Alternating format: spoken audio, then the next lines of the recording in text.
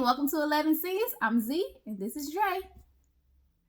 Today, we're going to talk about our week of movies and what we're looking for in our final week of movies. This is the last week. Last week of December. We got 9 days left in the year.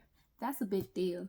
We should definitely do a countdown of the decade. That's going to be a hard list, but we're going to work on it. A countdown? Yeah. What kind of countdown? Like your favorite movies of the decade. Top 10 of the decade. Top 10 of the year? It's too many. Too many? Too many. Think of what movie did you like the most this year? This year. I mean, I could just be biased and say Black Panther.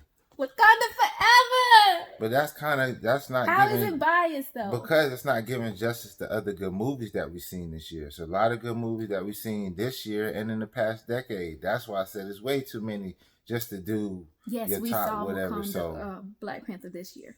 That's what actually started my A-list journey. We went to see Black Panther for free in theaters at AMC. It was one of their... Was it this year or last year? That was this year. That was sure? February. Yep. And you was like, why we gotta go see it in the theaters if it's on Netflix? What? Because it was free in theaters and we going and I got free tickets. We had a whole event to go to see it. That's when it first came out last year. We got dressed up. We did dinner and a movie. So we only saw it once. No, we went twice, babe. We went and saw it in February. I drove them to see February. You must have by yourself. It was Black History. I drove them to see Black Panther in February. Or maybe he really, really fought it and was like, why? When it's on Netflix? Because it was free in theaters. Anyways, I had 2 tickets. Went and saw it at AMC. And saw the A-list option. And that's why we're here. Welcome to 11 Scenes. So this week, pat cell phone back. I maximized my A-list 3 movie slots and my Fandango credits by seeing 2 movies solo and 2 movies with him. I actually went to the movies 4 times this week between Friday and Friday, which is pretty dope. You can do that. And we also caught a movie outside of AMC that's actually playing independently, Waves. When did we go see Waves? Friday? Sunday? No, that was... Sunday, I think. That was during the week. That might have been Tuesday. We didn't see Waves Tuesday. We saw Ford vs. Ferrari Tuesday. I think we saw Waves Friday. Sunday or Friday. Last Friday. And then this Friday I saw Star Wars. So our date night Tuesday was Ford vs. Ferrari. Go ahead and give him an overview, babe. I mean, it was good. The story between the Ford and Ferrari was good. You know, I forgot the name of the race, but it was just centered around the race and how, you know, basically how Ford wanted, Ford was for profit and Ferrari was for the people and a legacy. And the whole thing as far as like, you know, just revitalizing the Ford auto mechanic, whatever. That whole story, how they battled with Ferrari, and you know, you got to see the different people, Christian Bale and what's the other dude name, Matt Damon. They did their thing in the movie. Yeah. You felt like Ford was more for profit. I mean, you did. You did. Ferrari for the people. You did. I feel like Ferrari screwed Ford over for more profit. They was going almost belly up and they used that opportunity to get more money. They weren't really caring for the people. Ford was, I guess they have forgot they were a company by people for people. But the thing is, they got away from their history because like Ferrari disrespect them like you are Henry Ford II. You were not your grandfather. That's what I'm saying. But they were there. They talked about history. It was the whole battle between the 2 companies, that was good. But just, you know, I guess the time period, how Ford was you know, the major distribution of automobiles, you know, within the company. You know, they were just for cranking them out, getting people cars instead of Ferrari within the time period, they was more of the racing. They owned, the Grand Prix, all of that. They They had ran a all of that. legacy to build off of. So, But Ford, they was able to say how like they contributed to like the people of Detroit. Was it Detroit? It was Detroit, right? Where's Ford? Yeah, right? whatever. Well, the people of the city and like the wars and how they was able to like reinvent their factories to do like the bombers and whatnot, so that they had a history and a people, and they were rooted in the city. But he said that, but he was like the people didn't believe anymore in it. I guess that's probably the issue. I mean, what really got him to come around was he was trying to one up the Ferrari people. So that's why he enlisted the guy and the builder. I forgot both of their names, but he wanted them to be the head of the racing joint. But he was trying to one up Ferrari pretty much, and ended up revitalizing the company by doing that.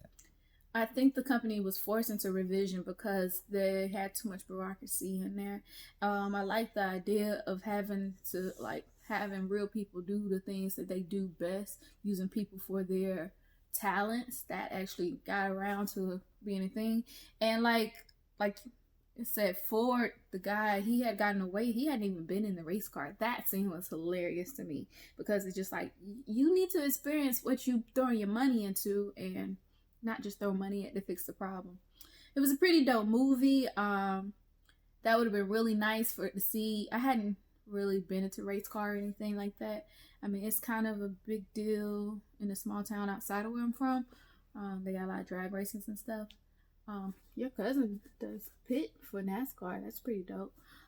Did you feel a little personal when they was talking about how like they did the wanted to swatch the brakes and the whole brake mechanics? I thought that was dope. It's called innovation. I was lucky enough to grow up with a friend of mine whose daddy owned a racing company, and they still do race now. He was like like a national champion go-kart racer. So I'm familiar with it, but like it's part of racing. So what's that Disney movie, the go-kart races? The Cars? No, not Cars. The guy was in a wheelchair. He wanted to race cars. It was the dude from Malcolm in the Middle. Can't remember. Frankie something. But anyways, gotta go. He's watch a real that race car Plus. driver too. Frankie Munoz, whatever his name is. He's a real race car driver. But yeah, obviously I know a little bit more about it, just from my experience. But yeah, I mean, it was a good movie. The story about the movie was better than, Ford, Ferrari, you just think it's just going to be cars and whatever, big bosses, whatever. But the story behind the race car driver. It would have been really dope for him to be able to win. I don't think anybody has ever actually done that. I got to look that up, that they've won the Daytona 500, Loran 524, and like all three races in a year. Le Mans. Yeah, Le Mans is French. But, or Italian. Don't make me lie to y'all. But yeah, pretty dope. The other two movies I got to see, that was our Tuesday night date night. And how I do Tuesday night date night is because I have A-List. With A-List, I'm actually get 3 movie slots a week. But with that, if I purchase my movie tickets on Fandango, luckily with AMC A-List, you can purchase through third-party apps, unlike Regal, which is pretty still a cool subscription if that's your choice, or if they're more local to you. You can use it through third-party apps, and with Fandango, you buy 4 movies, you get a $5 movie credit. So 4 tickets equal $5. $5 discount Tuesdays. Lucky it's still $5 here. It's actually $5.25. So I pay a quarter to take him out on a date. Cheap date, right? The other 2 movies I actually caught was double feature because I'm trying to maximize my slot all month long. I went and saw Richard Jewell and Dark Waters on Thursday. Both of these movies are based on true stories. So is Ford vs. Ferrari, actually. Both of them was based on true stories, and both of them had me in my feelings. Like, I was upset. I don't know why I did that to myself. I didn't know what they were both about, honestly, but it was just like, I can't believe this stuff happened, and it's like, where was I? Like, Dark Waters, let's start with that. That was the first one I saw. Dark Waters is the story of how this big, large chemical company DuPont, just say the name. was poisoning an entire city of people, dumping Teflon, C8 is the code name, into the sky, into the water source of all these West Virginia people. And every time you think about West Virginia, you think of like inbred, messed up people, just unhealthy. That's what you think of. It's a little biased.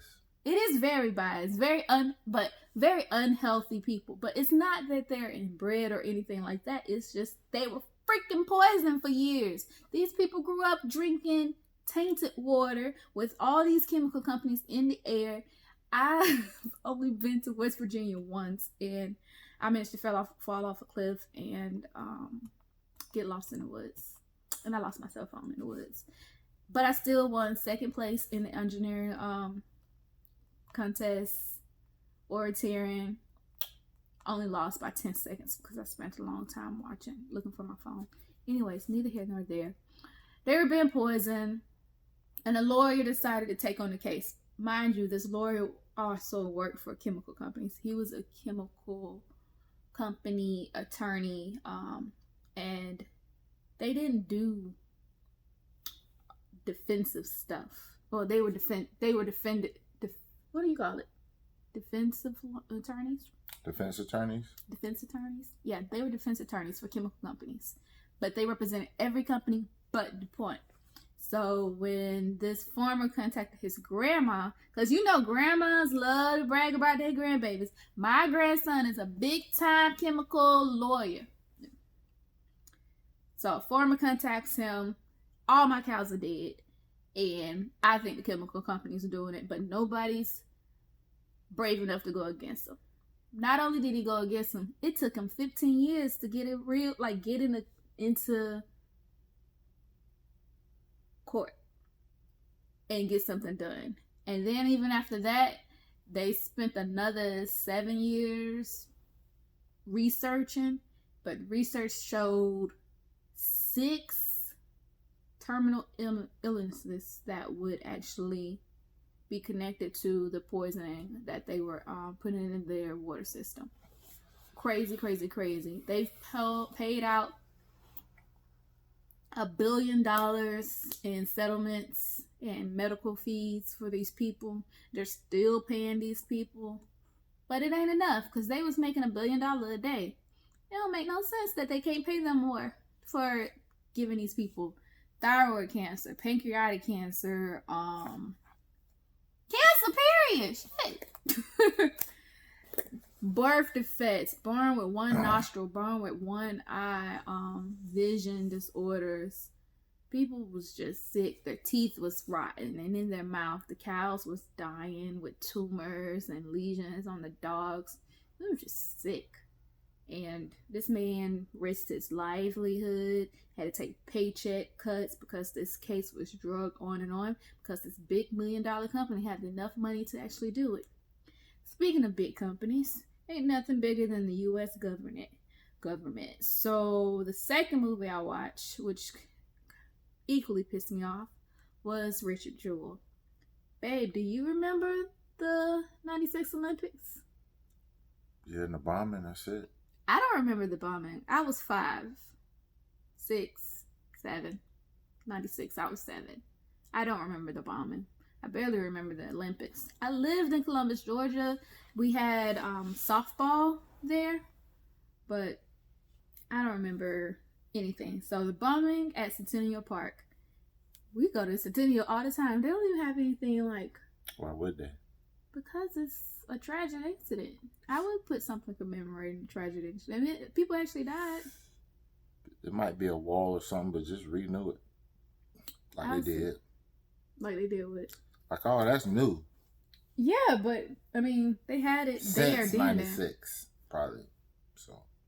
I think it was there then. They put that for the Olympics. Next time I go to Centennial Park, I'm going to walk the whole thing and see if they have anything about this bombing. But Richard Jewell was framed by the government and the media. Actually, well, I wouldn't say frame, because frame you mean he actually got, like, they got away with it. They didn't get away with it.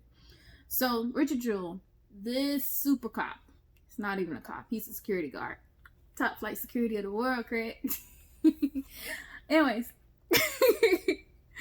he's a security guard because he just can't get right.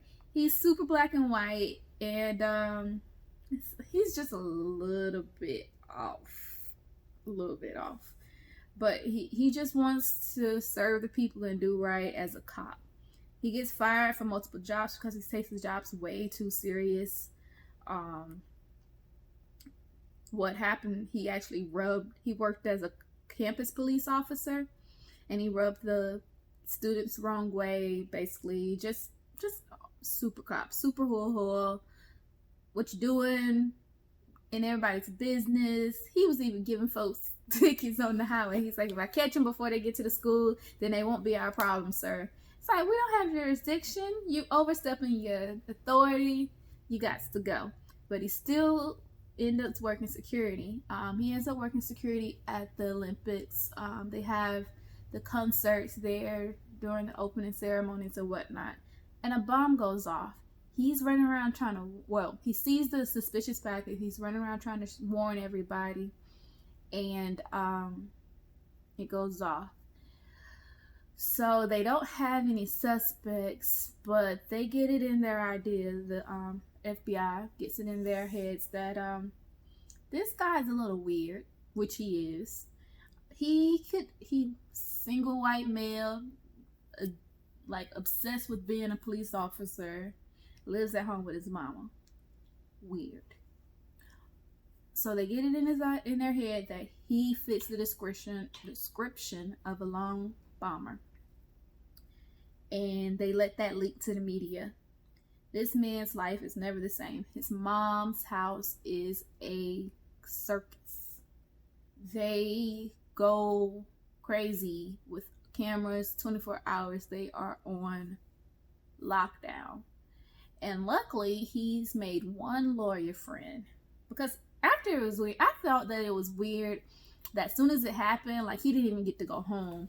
The company he worked for, they were so excited that he made the discovery. They were putting him on TV, putting him in interviews, told him he can have a book deal. And this is all before he's even given his statement to the cops. He said, I had no media prep at all, no media training.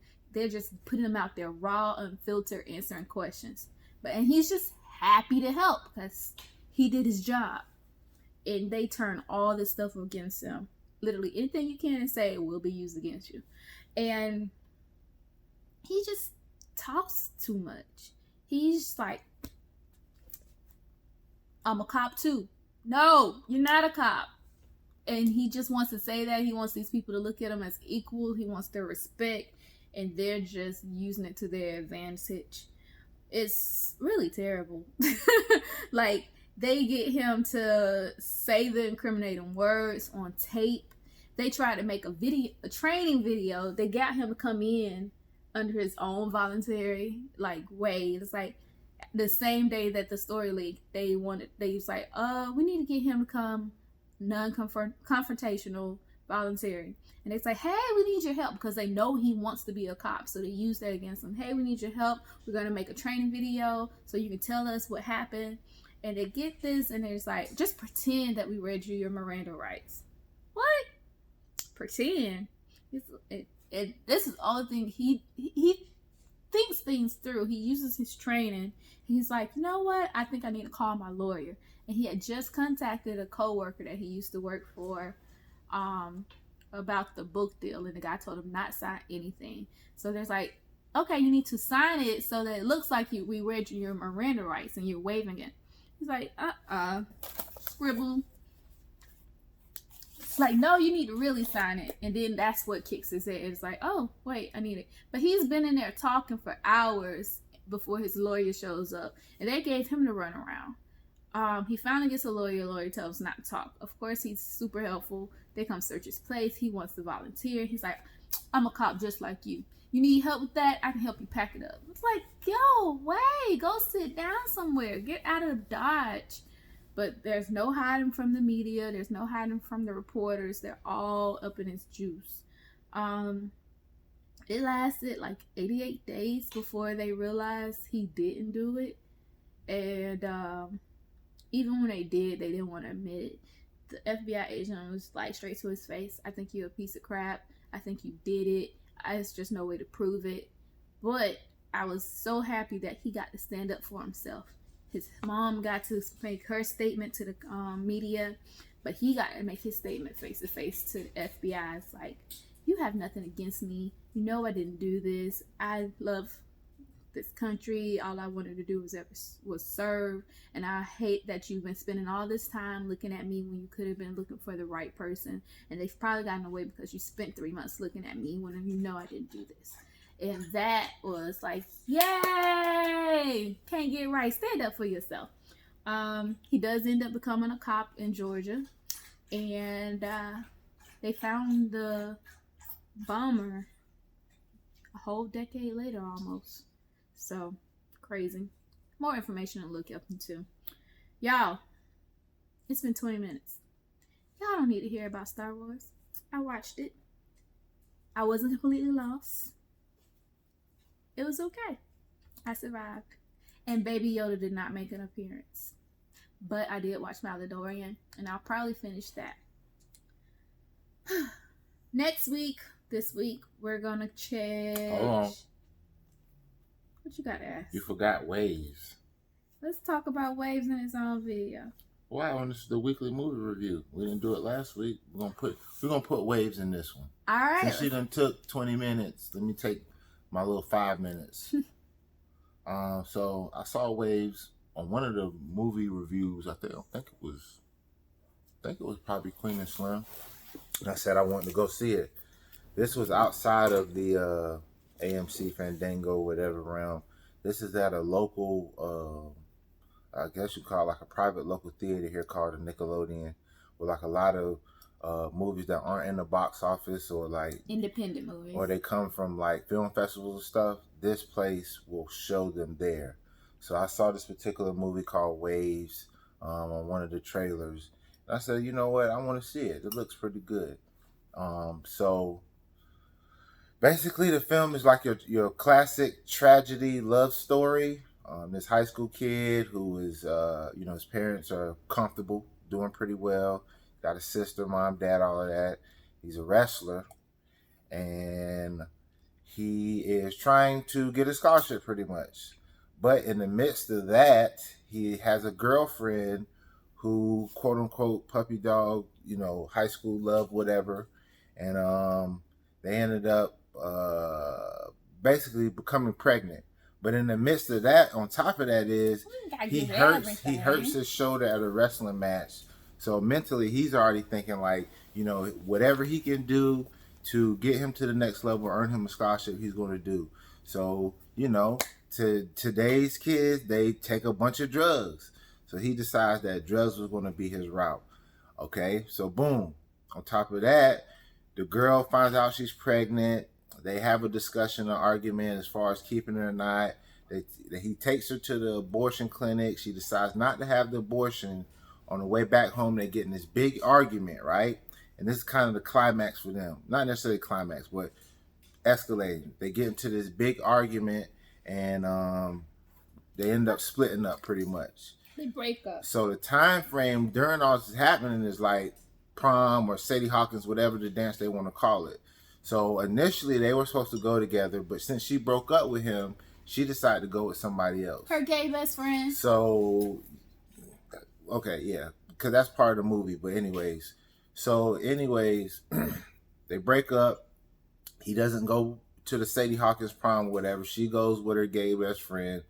So while that's happening, the night of the prom, he gets drugged up, starts getting his feelings and trying to see where she is and like stalking her on social media and stuff.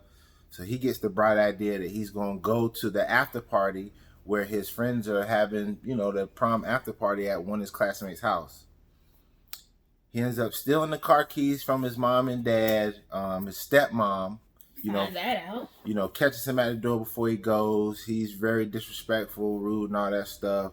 He ends up taking the car anyways, goes to the friend's house, sneaks in the back of the house or whatnot, is spying on his ex-girlfriend with the gay best friend. You know, perception, they go upstairs, go to a room or whatnot. So automatically he's thinking that they've done something. He follows her. Somehow she ends up in the garage. He follows her to the garage. They have this big little query as far as, what are you doing? You know, why are you with him? Did you have sex with him? No, he's gay if you knew that. Blase, blase. Camera goes dark. So, and then they get in this argument. One piece, one take, Jake knocks her to the floor. She's dead, right? So he tries to make a great escape. Ends up getting caught jumping the back fence after he went home and grabbed clothes and all this to try to make his great escape.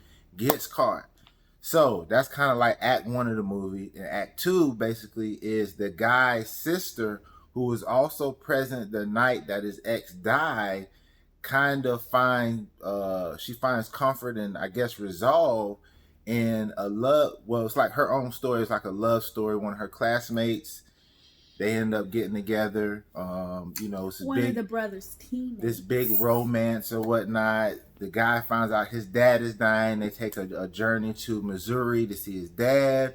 It's kind of like two separate stories, but I think the translation between the two was one where a guy, well, my personal interpretation, if you see the movie, you can, you know, comment, whatever.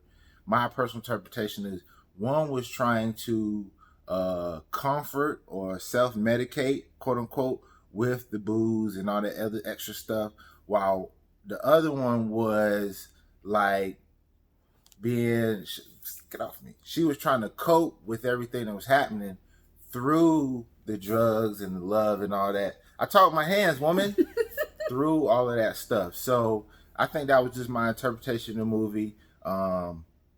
It was worth watching. It was long. It's a little drawn out. I believe it was whitewashed. That's my personal bias. But it was good. It was just How a little was it long. whitewashed? The white boy, the Spanish girl that he was with. They lived in Miami. The black kid was a wrestler. He picked that and the dad picked on him for it. I mean, but still, it could have been... His dad, Sterling, did well in that movie. Whatever. Sterling it was a good movie as far as movie. the actors and everything. Just the story was a little like fragmented. So, fragmented? Yeah, it was like one story and then you go to the next story. It was multiple acts, like you said. So that's what I'm saying. It was like... It wasn't fragmented. It's how growing up in the same house, two people grow into two different people. Like, and then they had that discussion. They had the same parents. Both of them lost their mom. I wouldn't say it was two different people. They grow up into two different people. He overcompensated for the loss of his mother and the anger he felt towards that with, I gotta make it. I gotta get this scholarship. I'm gonna prove to dad that I don't need football to make it. I can do it in my own right. And she was just trying to disappear to stay out of the shadows. And they coped in different ways. Yeah. I mean, we could say a bunch of things about it. I like, it was a good movie. Come down to it, it's a pretty good movie. It was a little awesome long. Soundtrack. It just, the transition between the two, it was kind of, you might get lost a little bit, but it was worth going to see. I feel like they addressed the fact that they had two children and both parents was not able to be there for both children in a fulfilling capacity. Like, until the son went to jail, you didn't see the relationship with the daughter just beyond the dinner table. That's the extent of the relationship this father had with his daughter beyond the dinner table. And then the son went to jail. The daughter was just living her life, solo dolo. She can't be ignored when she's the only child. It's kind of hard to do that. So how do you escape? Found a boo, get out of the house. And then it also showed how both parents dealt with grief differently. The mom, she couldn't deal with being around the dad because he looked like his son. And she saw his face and it made her feel sad. So that relationship was strained because she wasn't feeling, I don't want to see your face. It's his face. And I miss my son, although he ain't my son. It's a lot of twists and turns in the movie. And the father feeling guilty for losing a child, but he's not there. He's gone. He's not dead, but he can't do nothing. And it's like you want to treat your daughter like she's breakable. You don't want to push too hard. You don't want to unload on her, but that's the only person you got left. So what do? It was an interesting story. Like I said, you got the aspects of grief and love and how to cope with loss in different ways. I like those layers of each of the characters. And that the daughter didn't allow all those things that could go wrong, being picked on, being bullied, losing your brother, losing your brother's girlfriend, which was the only girlfriend you had at high school. Entering high school is crazy. First love, interracial dating, dealing with their boyfriend that didn't grow up with a father when you grew up with both parents, although you didn't because you lost your mom. Crazy. Lots of aspects was covered in this film. The movie was pretty good. That's why it was so long. The movie was good. Many layers to it. If you get a chance to see it, I would say go see it if you know you're into like modern love murders or whatever. But yeah. Love murders. Awesome soundtrack. Get the soundtrack. On to next week. So next week we got Bombshell that came out this Friday, Cats that came out past Friday, and Uncut Gems. Bombshells is straight women lineup. They actually cover the scandal of Fox News, something I haven't heard of, but sexual harassment in the workplace sounds like it's gonna be fun. Cats, are you gonna come watch that with me, babe? You said you would. It's got an all-star lineup, so it's gonna be lots of good songs, I think. But we're most excited. That's going to be our Tuesday, Christmas Eve night movie will be Uncut Gems. It's Adam Sandler. I'm excited to see Adam Sandler in a serious role. Not so serious, but gangster. He looks so swagged up. Like he got a little pinky ring. It fits him. He's so cool. He's a Jew from New York. This is about a Jew jeweler from New York who so dope. It fits him perfectly, and I think he's gonna do very well. And they got our boy Lakeith in it, so I'm excited for that. How you pass over Lakeith with Kevin Garnett? Kevin Garnett's in it. He's from South Carolina. I mixed them up, or they're no, both in it. Lakeith's in it, but Kevin Garnett is way more relevant than Lakeith Stanfield. Lakeith's been in so much this year. We talking about Kevin Garnett though. Who's Kevin Garnett? She's not familiar with the sports world, so it's okay. Poor thing. But, he's a basketball player. Mm-hmm. I knew that much. Ooh, but I'm not a South Carolinian. She's learning. He's like a South Carolina encyclopedia. She don't really know too much about sports, but we're brushing up. Player. She's gonna learn. What's his character? Gotta learn. His character is him. He plays himself? Yeah, but you gotta understand, like, rappers, was he in a athletes, scandal or something? No. Or he just liked to wear lots of jewelry? You gotta understand, rappers, athletes, they pretty much finance a lot of these big time jewelers out here.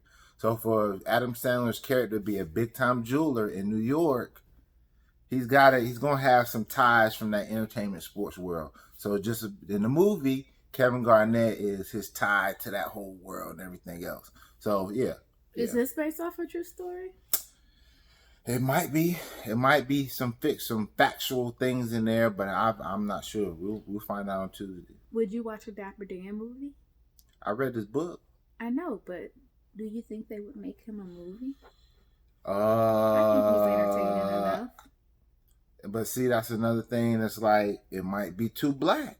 Too many open cases.